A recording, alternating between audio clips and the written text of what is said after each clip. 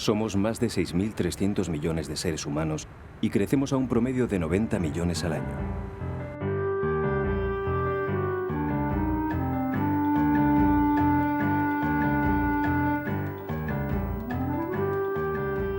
La Tierra nos da lo mejor que tiene.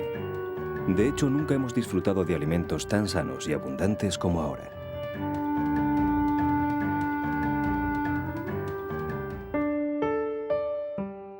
Sin embargo, para 3/4 partes de la población mundial, la alimentación sigue siendo una ardua aventura diaria que no siempre acaba en final feliz.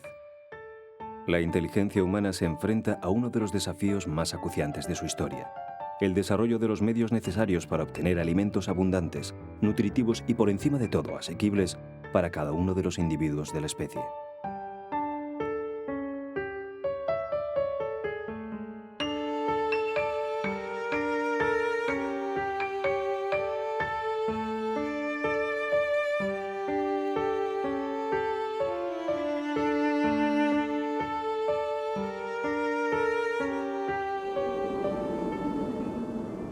La Tierra, el soporte de la existencia humana, el mundo en el que desarrollamos nuestra actividad diaria, el lugar que nos proporciona cobijo, ropa y alimentos. ¿Pero por cuánto tiempo? A comienzos del siglo XX éramos 1.600 millones de seres humanos sobre la superficie del planeta. En 1960 habíamos llegado a los 3.000.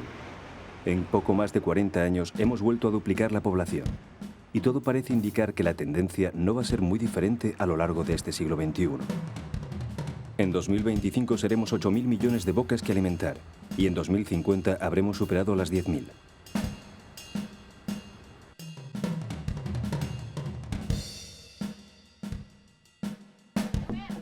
No es fácil predecir lo que se podría llamar límite de carga del planeta, el número total de seres humanos que la Tierra puede soportar.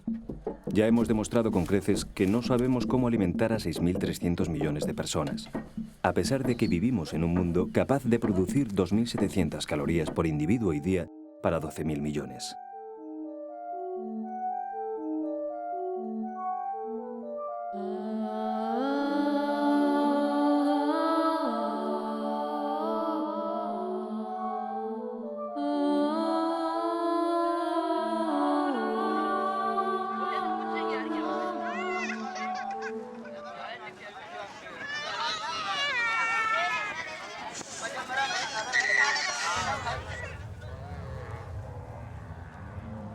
Hace tiempo que la actividad humana, en lo que a gestión de recursos alimenticios se refiere, no se ajusta a las necesidades de todos. La FAO, Organización de las Naciones Unidas para la Agricultura y la Alimentación, facilita cada año datos que hablan por sí mismos.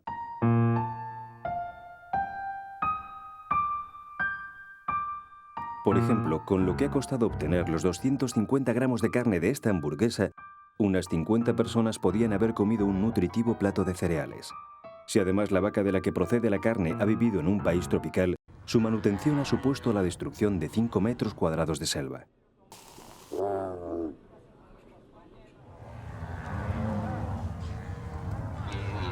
Actualmente mantenemos un promedio de 1.280 millones de vacas en todo el mundo. Unas 3/4 partes viven en el hemisferio sur. Sin embargo, casi todos los productos que se obtienen de su explotación se consumen en los países industrializados del norte.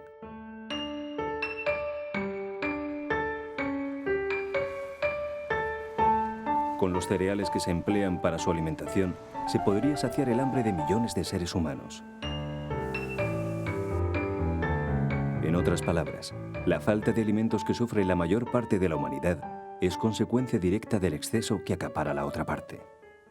La humanidad en este momento se enfrenta en relación con los alimentos a dos tipos de problemas fundamentales. Por un lado, el hambre y las enfermedades carenciales, y por otro lado lo que podríamos denominar las enfermedades de la opulencia, fundamentalmente la obesidad, pero también la bulimia y la anorexia y otras. Así como el hambre tiende a disminuir lentamente, más lentamente de lo que sería de desear, tanto en términos absolutos como en términos relativos, la obesidad, por el contrario, está creciendo muy deprisa y se ha convertido en un verdadero problema clínico.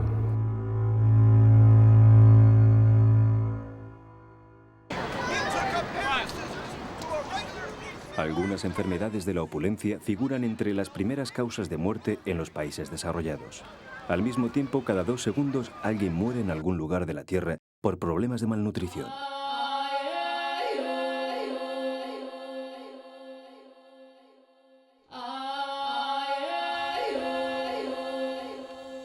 Existen estudios que prueban que para alimentar a toda la especie humana, bastaría con cultivar una superficie equivalente a la que ocuparía una zona del tamaño de América del Sur, empleando, eso sí, la tecnología adecuada.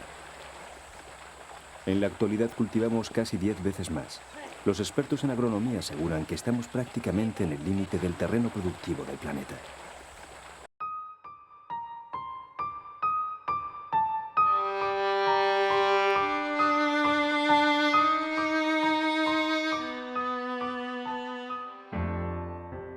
A finales del siglo XVIII, un economista inglés llamado Robert Malthus concibió una desalentadora teoría.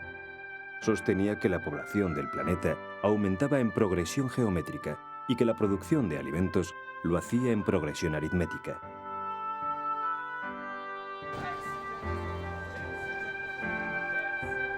Sus previsiones no podían ser más dramáticas. Calculó que, pasados 3 siglos, casi los tiempos que hoy vivimos, la alimentación sería imposible para más del 99% de los seres humanos del planeta. Naturalmente estaba equivocado. A pesar de su indiscutible capacidad de deducción, Malthus no podía imaginar el increíble potencial de la ciencia y las tecnologías aplicado a las prácticas agrícolas y ganaderas. La misma ciencia y las mismas tecnologías que permitirán que la Tierra continúe proporcionándonos los medios necesarios para subsistir durante unos cuantos siglos más. La práctica alimenticia del futuro inmediato dependerá de una amplia gama de variables. Antes de nada necesitamos dar solución a problemas de tipo económico. De nada sirve disponer de recursos si estos no son asequibles para todo el mundo. Los retos tecnológicos en relación con el hambre para el futuro son 2. Por un lado, producir más por hectárea y por otro lado, producir más limpio. Porque la agricultura ha sido adversa al medio ambiente desde que se inventó hace 10 milenios. Y cuanto más primitiva, más adversa en contra de la creencia popular. Porque el impacto de la producción de alimentos sobre el medio ambiente hay que contabilizarlo por tonelada de alimento producido. Hoy producimos una tonelada de alimento con menos suelo, menos fertilizantes, menos productos fitosanitarios, menos agua y menos energía que hace 30 años. Pero no hemos mejorado tanto que compensemos el incremento de la población mundial. Si hace 30 años contaminábamos X cuando consumíamos un bocadillo, por decir algo, hoy contaminamos la mitad, pero en cambio la población mundial se ha duplicado. El impacto ambiental de la práctica agrícola se ha hecho más grave y no menos.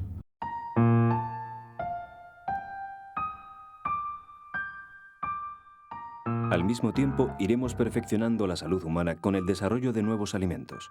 Llegaremos a entender que comer bien no tiene nada que ver con comer más o degustar los productos más exquisitos del mercado. Comer bien es facilitar al organismo los nutrientes esenciales para su desarrollo y conservación.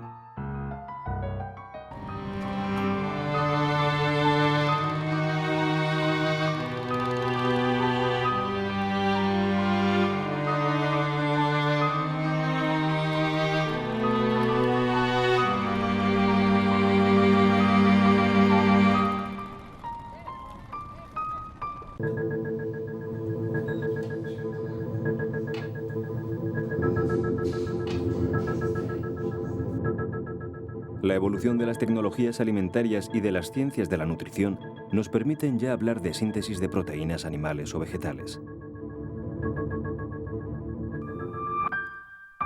Hemos aprendido a producir nutrientes a partir de alimentos poco o nada habituales, pero esto no es más que el principio. En unos cuantos años habremos desarrollado nuevos procesos de conservación y nos serviremos de programas informáticos que harán posible la creación de alimentos personalizados para cada consumidor. Así, seremos capaces de evitar la obesidad y, por supuesto, el resto de las llamadas enfermedades de la opulencia.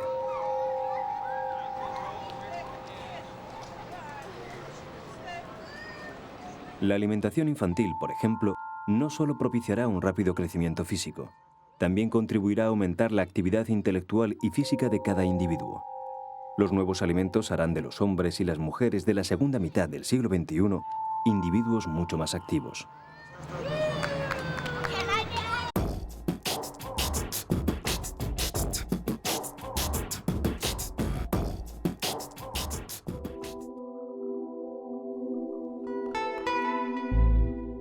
Este hombre es probablemente la persona que más vidas ha salvado a lo largo del siglo XX. Su nombre, Norman Ernest Borlaug. Nació en 1914 en una pequeña granja de la localidad de Cresco, en Iowa. Estudió agronomía en la Universidad de Minnesota. Tras obtener la graduación, diseñó un innovador procedimiento científico que terminó de poner en evidencia los errores de Robert Malthus en sus desesperanzadores pronósticos sobre la producción de alimentos. En contra de lo que pensaba el economista inglés, Borlaug demostró al mundo que alimentar a todos y cada uno de los individuos de la especie humana es posible.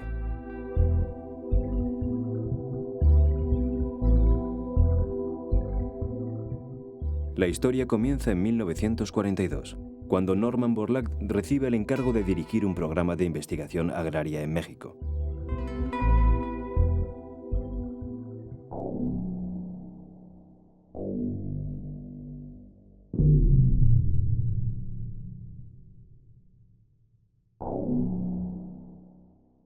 Desde principios del siglo XX, las exportaciones de trigo suponen una de las principales fuentes de ingresos para este país americano. Pero hacia 1910, un hongo conocido como roya del trigo comienza a causar estragos en las cosechas. Borlaug entra en acción.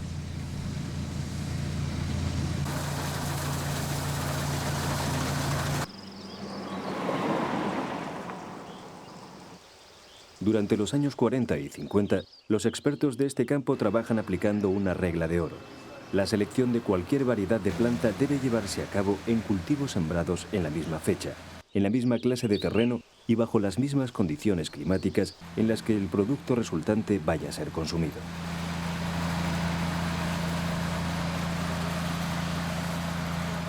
Pero Borlaug tiene prisa.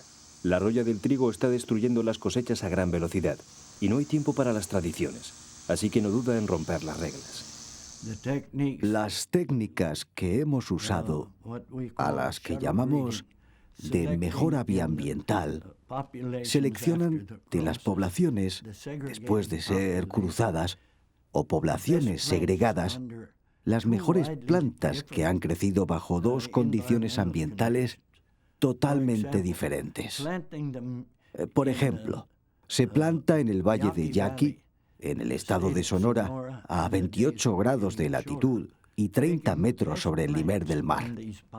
Cada año, cuando los días se hacen más cortos, escogemos los granos de los mejores ejemplares y los trasladamos a los valles altos del centro de México, donde los viveros son plantados a 2.600 metros de altitud. A principios de mayo, cuando los días se hacen más largos, escogemos las mejores plantas y las trasladamos de nuevo a Sonora. Gracias a este proceso de mejora bioambiental, reducimos a la mitad el tiempo que se tarda en producir una variedad resistente a enfermedades comparado con las técnicas habituales. En lugar de 10 años, tardamos 4 o 5.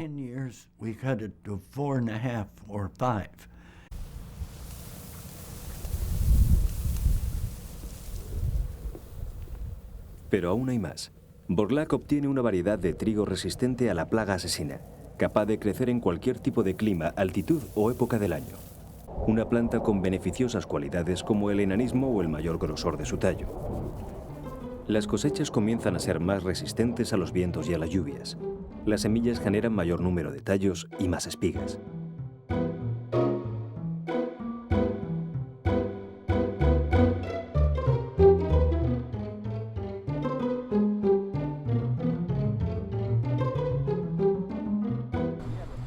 Los hallazgos de Norman Borlaug contribuyeron también a mejorar las cosechas de cereales en otros lugares del mundo. Millones de seres humanos se salvaron de morir de hambre, especialmente en India y Pakistán. Eran los inicios de lo que durante los años 60 comenzó a conocerse como Revolución Verde.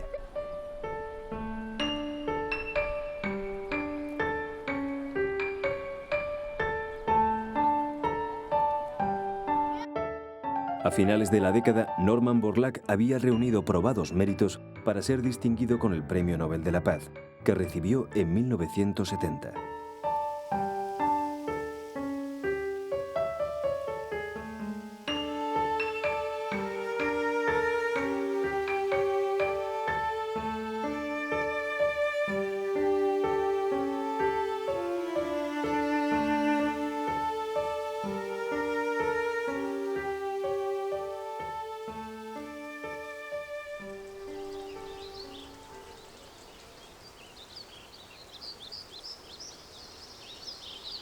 Las experiencias de Borlaug suponen hasta el momento el mayor avance de la historia en el largo camino hacia la erradicación del hambre en el mundo. Sin embargo, no faltan los que vean en la Revolución Verde el origen de un buen número de atropellos ecológicos de difícil arreglo.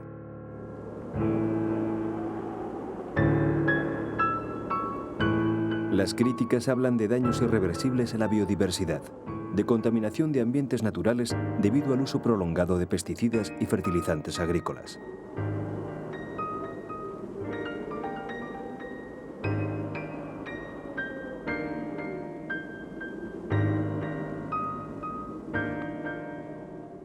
Pero existe un argumento más contundente que los demás, el de los ecologistas que ven en los trabajos de Borlaug el inicio de lo que consideran una de las mayores amenazas para la salud: los alimentos transgénicos.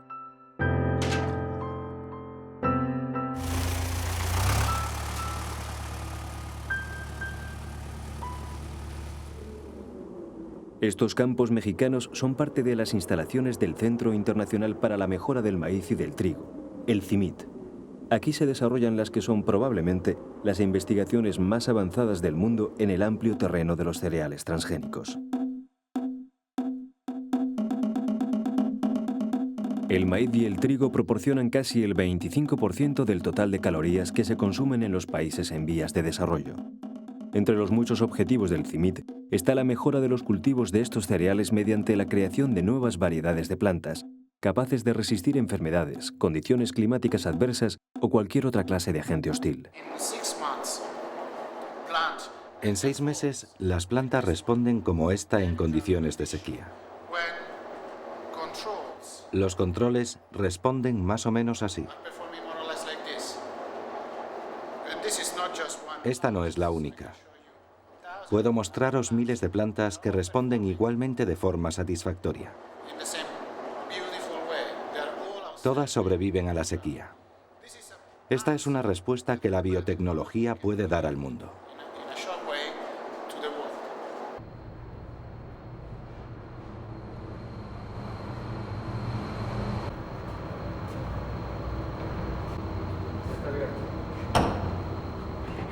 La batalla ha comenzado.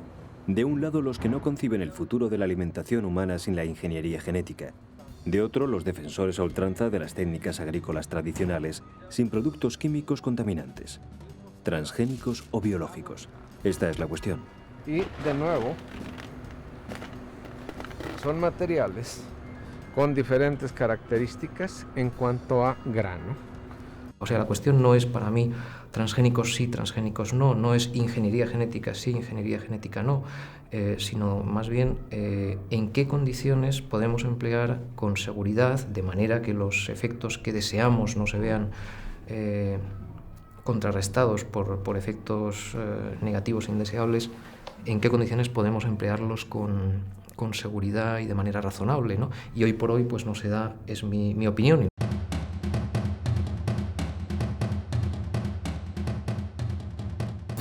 Leche con más calcio, café descafeinado desde el propio cultivo, huevos con menos colesterol, arroz de colores, sandías sin pepitas. Todos son alimentos modificados genéticamente con el objetivo de obtener cualidades concretas que no poseían en sus variedades naturales.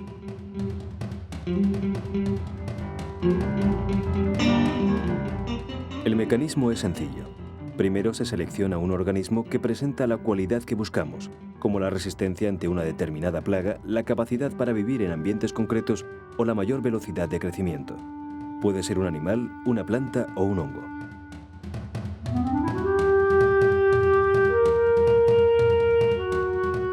Una vez que lo tenemos, buscamos el gen que produce la cualidad en cuestión, Lo extraemos y lo introducimos mediante distintos sistemas en el ADN receptor. La última fase consiste sencillamente en propiciar su reproducción siguiendo un riguroso control de tiempos.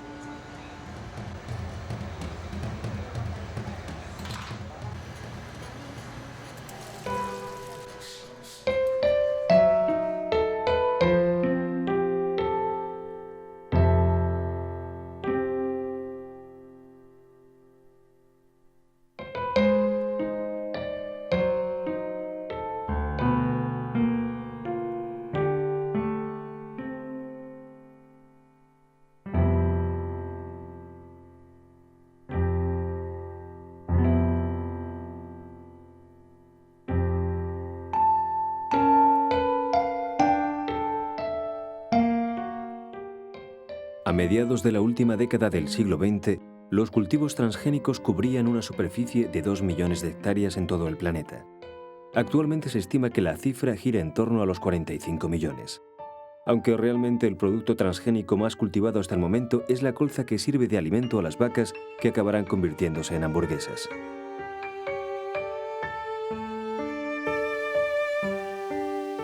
No hay que olvidar que estas especies modificadas genéticamente nacieron para utilizar mejor los herbicidas, o en el peor de los casos, para obligar a los compradores de estas semillas a utilizar herbicidas de la misma marca. Pero a pesar de las continuas polémicas, todo parece indicar que el futuro de la alimentación mundial está en la ingeniería genética. Durante mi vida, la población mundial ha crecido de unos 1.600 millones a 6.100. Ahora somos cerca de 6.200 millones. Y en el año 2025 seremos probablemente 8.300. Podremos producir la comida necesaria para alimentar a esa cantidad de gente.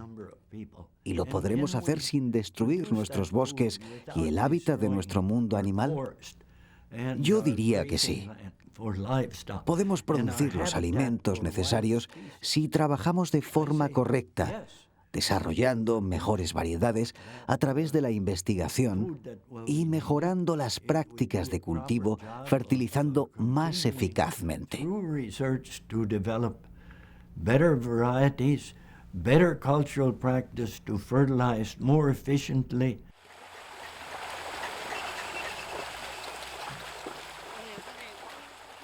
Es obvio que no se pueden producir alimentos para 6.300 millones de seres humanos utilizando los procedimientos agrícolas tradicionales.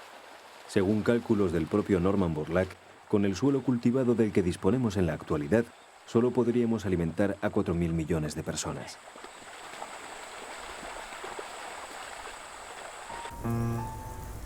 Además, necesitaríamos entre 5.000 y 6.000 millones de vacas más para producir el estiércol que haría falta para fertilizar las tierras de cultivo.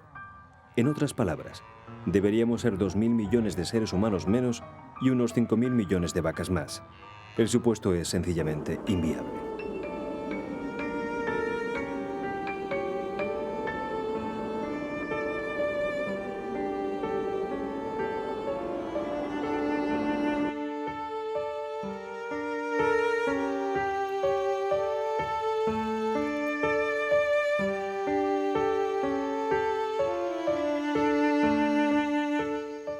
La vida de los animales que nos dan alimentos es apacible, pero aburrida.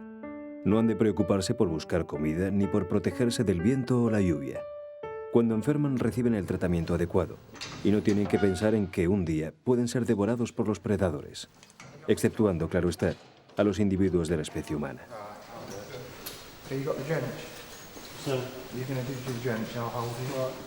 A cambio, pasan encerrados la mayor parte de sus vidas. Se alimentan de tristes piensos llenos de productos químicos y suelen morir jóvenes. Su vida sexual es prácticamente nula, y por si fuera poco, carecen de tiempo y espacio para juegos y esparcimientos.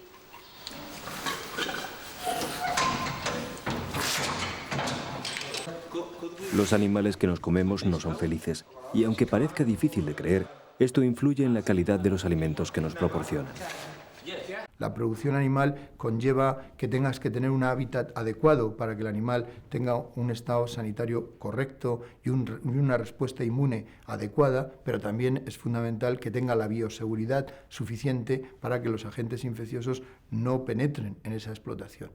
La falta de equilibrio de un lado o de otro es la que genera este enorme problema que a veces se produce cuando aparece una enfermedad infecciosa. Entonces es porque o bien falla la bioseguridad de la explotación, es decir, la explotación no es segura y entran agentes infecciosos, y además de no ser segura para la propia explotación, genera infecciones en otras explotaciones, y a veces no solo se produce porque entra un agente infeccioso, sino porque de hecho está conviviendo permanentemente con los animales por unas condiciones ambientales inadecuadas. Yo creo que el equilibrio entre estas dos, entre la bioseguridad y el bienestar animal, es lo que hace producir cada vez mejor productos de mayor calidad y muchísimo más bioseguros.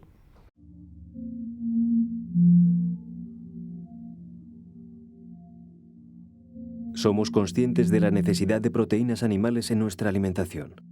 Sin embargo, no estamos en condiciones de asegurar que no vayamos a ser víctimas de futuras catástrofes alimentarias como la de las tristemente populares vacas locas.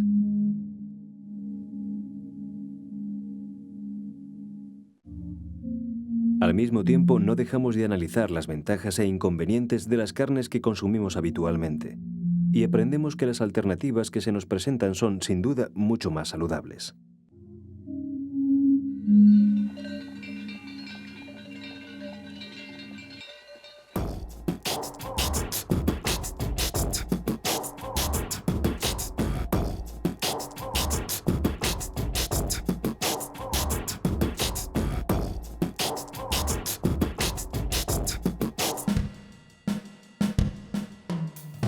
La carne de avestruz presenta un aspecto muy parecido a la de vacuno.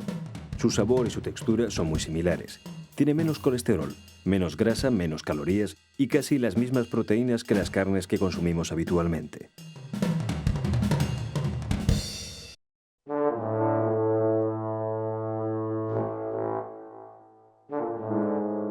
Estos inicios del siglo XXI propiciarán una auténtica revolución en el modo de concebir la actividad ganadera y, en consecuencia, el gusto y el arte culinario.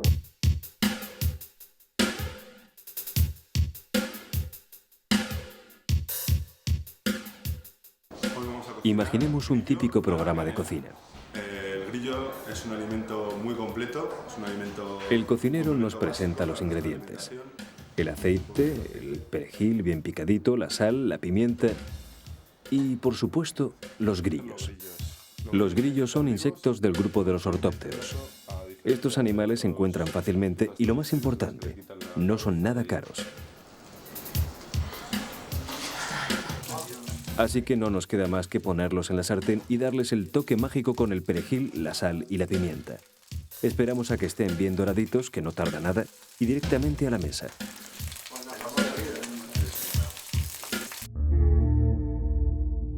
Grillos fritos. Este plato, hoy repugnante para muchos de nosotros, no está estéticamente demasiado lejos de, por ejemplo, una exquisita ración de calamares.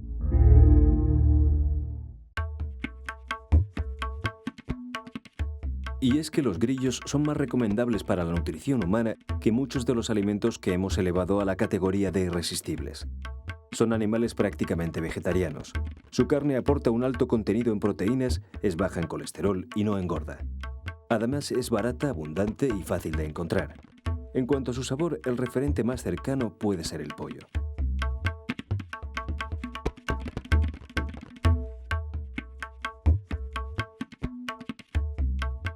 El grillo campestre es una de las 1.462 especies de insectos comestibles registrados actualmente. Algunas no son nuevas, han formado parte de la alimentación humana desde que el hombre existe sobre la Tierra. Otras se acaban de incorporar al repertorio.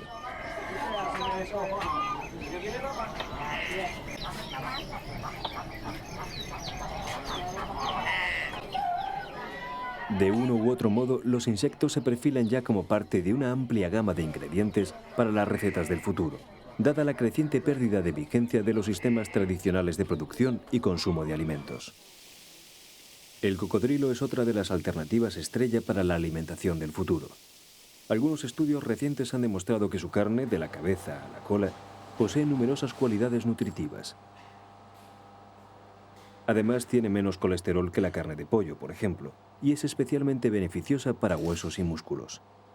Las granjas de cocodrilo, que ya han comenzado a proliferar en Australia y en algunos países asiáticos, sirven su carne cuidadosamente cortada en filetes, costillas o solomillos.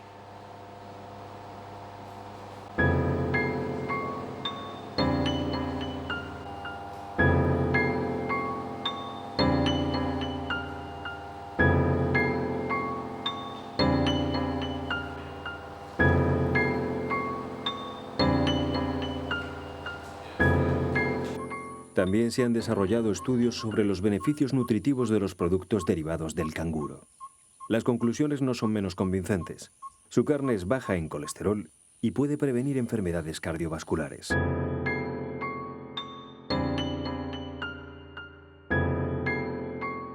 El cambio de hábitos en el consumo de proteínas animales es inminente. Depende solo de que nos atrevamos a superar los prejuicios culturales que nos impiden saborear un buen filete de avestruz o un nutritivo plato de saltamontes fritos.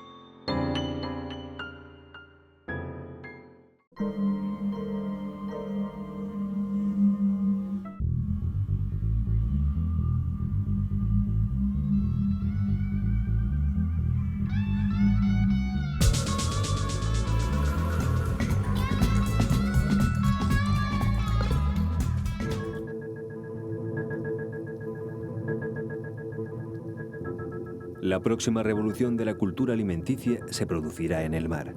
Sus recursos son enormes. El problema es que llevamos años explotándolos de manera irracional, poniendo en peligro la supervivencia de muchas especies.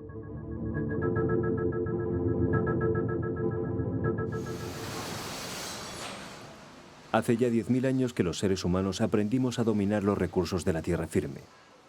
Así comenzamos a practicar la agricultura y la ganadería. En el mar, sin embargo, seguimos siendo depredadores. Hasta el momento, todos nuestros avances en las técnicas pesqueras han estado encaminadas precisamente a aumentar nuestra capacidad de depredación. Estamos a merced de los ciclos naturales de reproducción y cría de las especies acuáticas que comemos, lo que supone un gran inconveniente.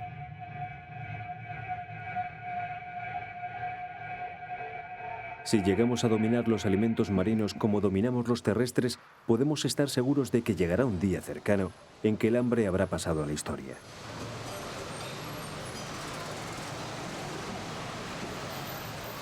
La agricultura y ganadería marina constituye el gran desafío del ser humano en materia de alimentación para este siglo XXI. Dentro de 100 años, ese 70,8% de superficie acuática del planeta será nuestra primera fuente de proteínas. Estamos a punto de ser testigos de un fenómeno histórico que ya se empieza a conocer como Revolución Azul.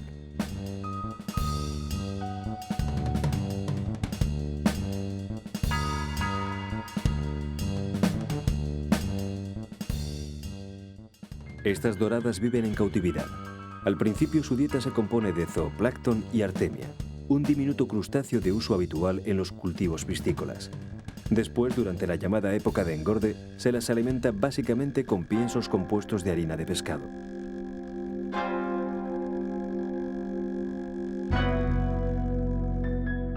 Estos ejemplares saldrán a los mercados con un peso de entre 300 y 500 gramos, además de la absoluta garantía de un aporte nutritivo similar al de los individuos que proceden de la captura tradicional.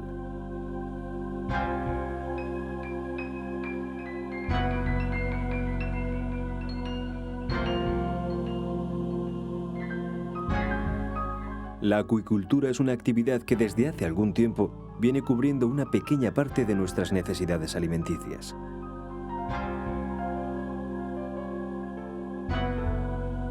La cría de moluscos como la ostra o el mejillón es relativamente sencilla y viene de tiempo atrás. Otra cosa muy distinta es el cultivo de peces, que requiere prácticas bastante más sofisticadas.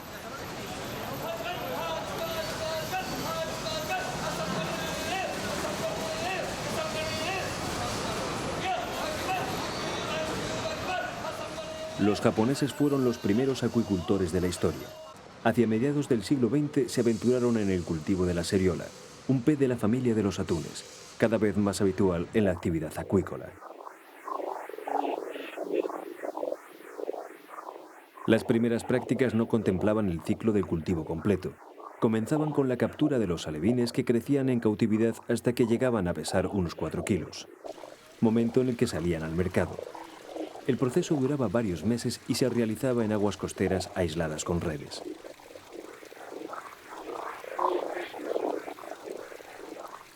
Actualmente la producción mundial de pescado mediante procedimientos acuícolas alcanza los 20 millones de toneladas por año. Una cifra que no nos permite por el momento prescindir de la pesca tradicional. Las pesquerías mundiales van a seguir proporcionando unos niveles de capturas que serían imposibles de proporcionar con la acuicultura mundial. Sin embargo, la acuicultura mundial va a aproximarse, a lo mejor si hoy es el 25% de todas las proteínas marinas que se producen en el mundo, puede llegar a un 50%. Pero eso sin sustituir a la actividad pesquera que se produce en todas las pesquerías mundiales.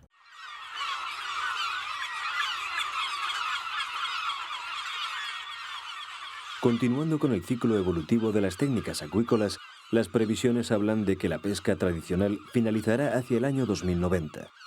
A partir de entonces, el 100% de los nutrientes de origen marino serán fabricados en granjas.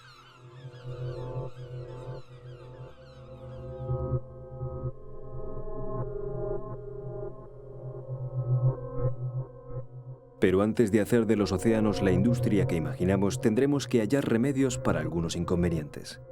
Entre ellos, lograr que los alevines de todas las especies se generen a partir de los propios individuos en cautividad.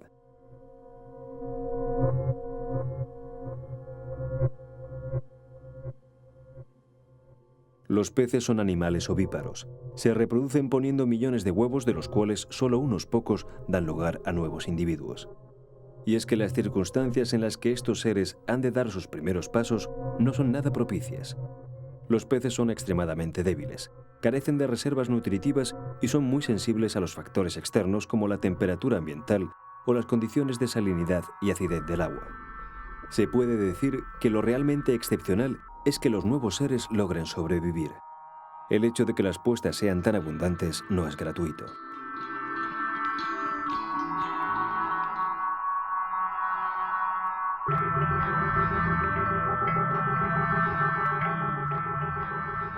La situación es bastante más fácil en las granjas de animales terrestres, cuyas crías vienen al mundo con muchas más probabilidades de salir adelante.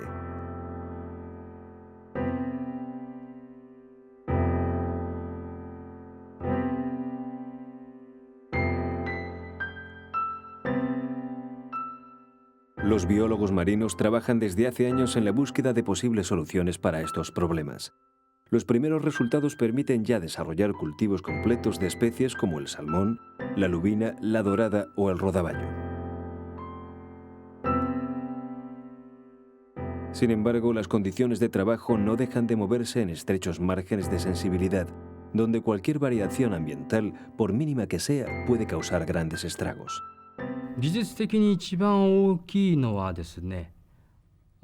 Criar pescados pequeños es difícil, puesto que no sabemos exactamente qué es lo que comen. Además, hay otros problemas que hacen complicada esta técnica, como las condiciones de las piscinas de cría, la calidad del agua o la cantidad de luz que deben recibir. En el caso del besugo y el lenguado, a pesar de que en la actualidad se crían con cierta facilidad, ha sido necesario realizar unos minuciosos estudios durante más de 10 años. Encontramos qué tipo de alimentación debíamos darles y desde ese punto de partida creamos las condiciones del agua, entorno y luminosidad necesarias para su cría.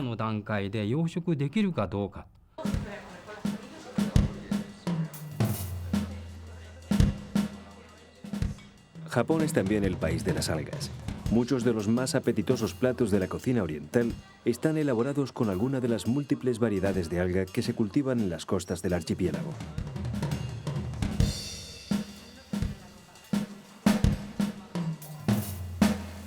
Aunque por el momento no son objeto de gran interés gastronómico en el mundo occidental, las algas cumplen también los requisitos para figurar en las recetas de la alimentación del futuro.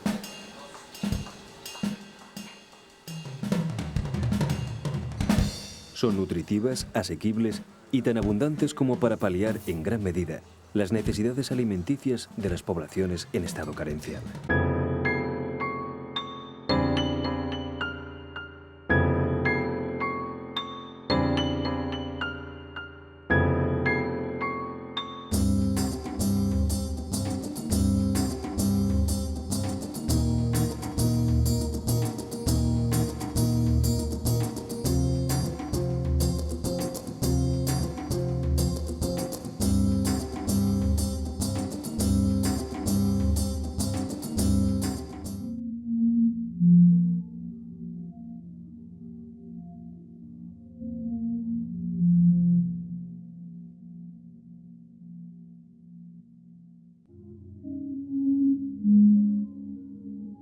Desaprovechamos las enormes posibilidades que nos ofrecen los océanos, en gran medida por no saber muy bien cómo funcionan.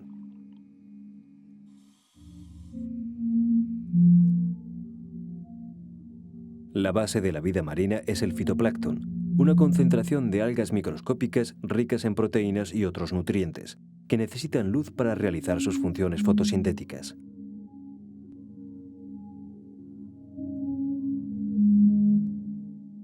El fitoplancton es el alimento del zooplancton, formado por diminutos crustáceos que a su vez constituyen la dieta de la mayor parte de peces pequeños como sardinas, caballas, arenques o incluso de algunos grandes mamíferos marinos como las ballenas.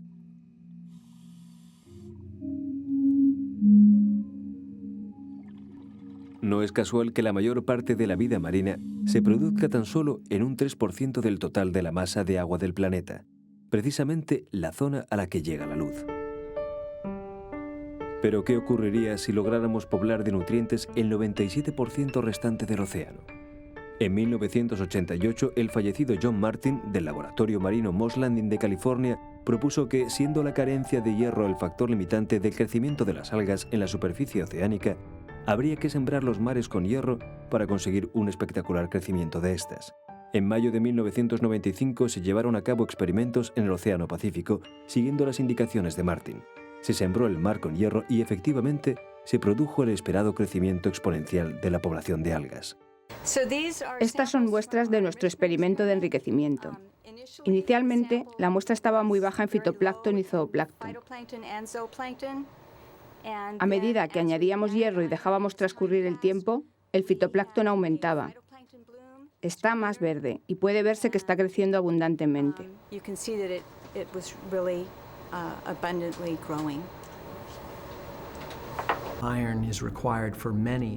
Muchos sistemas enzimáticos de plantas en el océano necesitan hierro.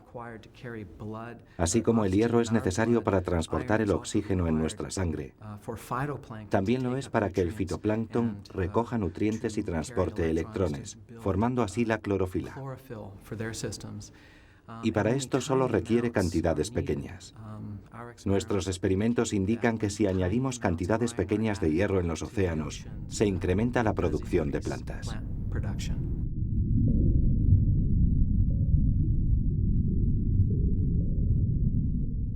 Sembrar los mares de hierro, multiplicar la vida y, en consecuencia, disponer de más alimentos. Los océanos de la Tierra producen en la actualidad unos 150 millones de toneladas de fitoplancton. Otro procedimiento para aumentar esta cantidad consistiría en incrementar la luz que llega a la masa de agua. Iluminar el mundo submarino con potentes reflectores que facilitaran a las plantas el desarrollo de sus funciones clorofílicas en lo más recóndito de las profundidades. Disponer de los medios necesarios para poner en marcha una operación de esta magnitud no sería complicado. Sin embargo, tampoco resultaría muy rentable, al menos a corto plazo. ¿Acaso un poco más adelante, hacia mediados de este prometedor siglo XXI, hayamos logrado diseñar sistemas para extraer de los océanos su inagotable potencial de vida?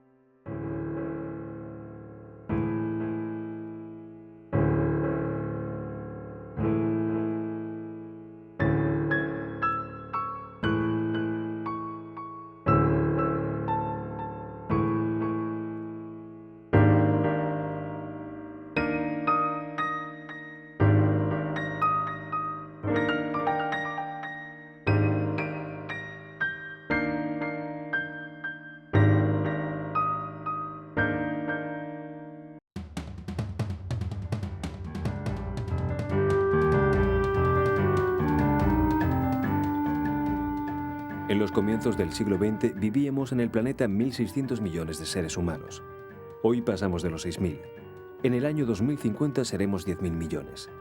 Necesitaremos ingerir unos 500 millones de kilos de proteínas cada día. La mitad tendrá origen animal, el resto procederá de las plantas. Para entonces dispondremos de medios más que suficientes para alimentar debidamente a toda la población del planeta. Habremos desarrollado numerosas variedades de alimentos transgénicos asequibles para todos. Nos serviremos de procedimientos diseñados para su control, tanto médico como ecológico. Dispondremos de alimentos que, además de satisfacer nuestras necesidades en cuanto a la nutrición, nos aportarán elementos específicos y personalizados para paliar nuestros problemas de salud.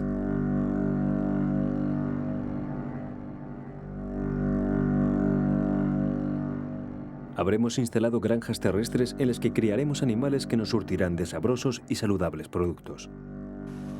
En los mares tendremos una despensa inagotable de proteínas. Enormes granjas ocuparán sus aguas. Estarán protegidas por sistemas aislantes invisibles, quizá muros de ultrasonidos.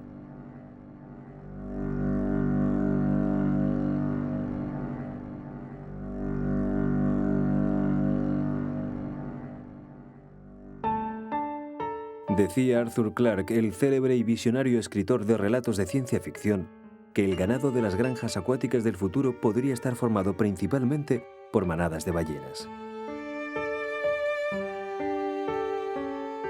Por supuesto, la conjetura no es gratuita. La ballena es un animal extremadamente útil. Su carne es tanto o más sabrosa que la del ganado terrestre convencional. Al ser mamífero, su cría sería mucho menos compleja que la de muchas de las especies con las que trabajamos en la acuicultura actual. La cría de ballenas nos ahorraría, además, unos cuantos pasos en la cadena trófica, ya que se nutre directamente de los diminutos crustáceos que componen el zooplancton.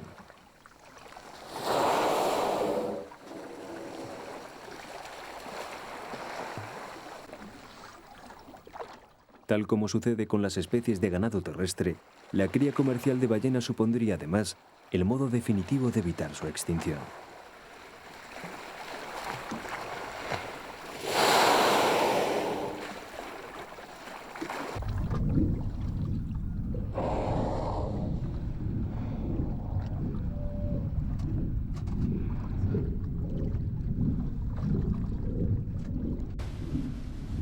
Nunca habremos estado tan cerca del mar como en los años que nos esperan. Las expectativas son tan alentadoras como se pueda imaginar. No sería nada aventurado pensar incluso en una futura colonización humana en los océanos. Es posible que las ciudades submarinas o flotantes que imaginaba Julio Verne no están tan lejos de la realidad como ahora nos pueda parecer. El mar es un mundo que tenemos pendiente. La humanidad está a punto de cerrar el círculo regresando a los océanos de los que un día salieron sus remotos antepasados anfibios.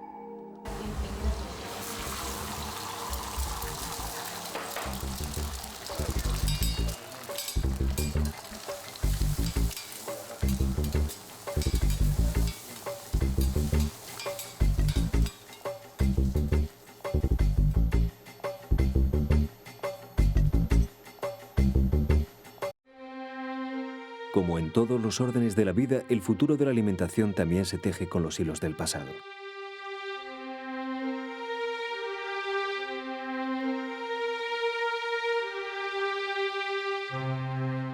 Las recientes crisis alimentarias han supuesto duros golpes que no vamos a olvidar fácilmente. Por eso no dejamos de desarrollar medios para que la cultura alimentaria que nos espera sea mejor para todos.